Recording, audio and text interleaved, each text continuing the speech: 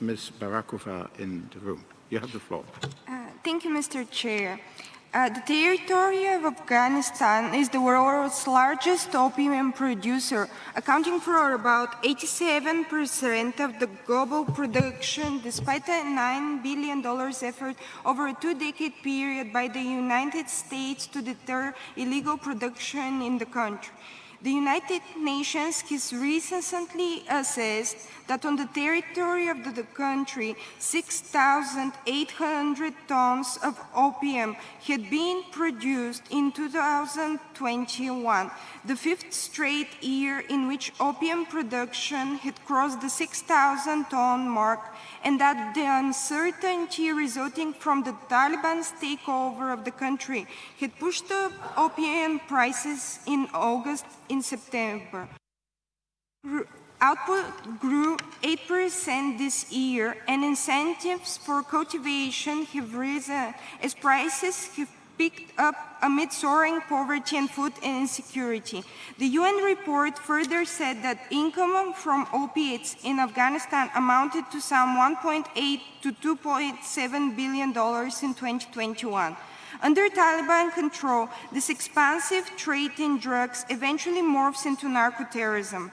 A report of the UN Security Council's monitoring team in June this year observed that the production and trafficking of both heroin and methamphetamine remains the Taliban's largest single source of income.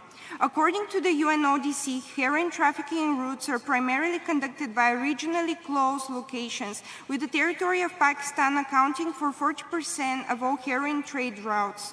Tons of opium produced in Afghanistan are smuggled into the western borders of Pakistan and processed there. The heroin is then reassembled into bigger consignments by organized crime gangs in Lahore and Faisalabad before being sent to Karachi and Gwadar for further transportation through fishing vessels in the Makran coast.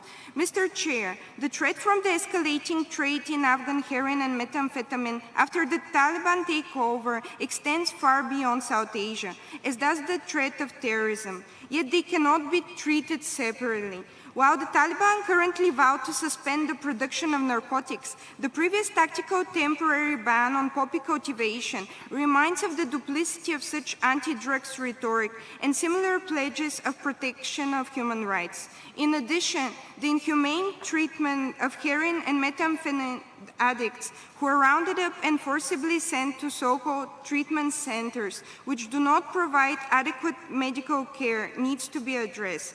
Thus, tackling the challenges of drug trafficking and terrorism require the strengthened concerted efforts and cooperation of all regional actors and the UN. For that, we keep urging neighboring countries to abide to all the established international drug control treaties. Yet, we would like to further pose the question of how those same agreements will be implemented under the Taliban regime. Thank you. Thank you very much for your statement.